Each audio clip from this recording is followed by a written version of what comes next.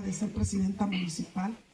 Yo creo que somos pocos los que traemos el amor, el cariño, la pasión de hacer que todas las cosas sucedan.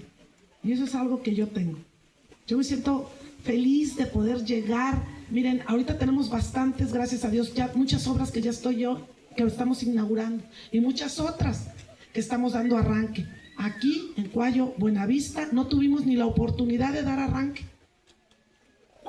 No pude venir a dar arranque. Vine a entregarles nada más ya el término. Ahora sí que el término de todos estos trabajos. ¿Por qué? Porque tenemos una agenda bien saturada. Y sí tienen razón. Miren, ando aquí, ando allá.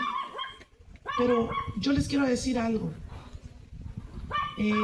Nunca desde que anduve en campaña, yo siempre les dije, y muchas veces nos vimos ahí en su galerita,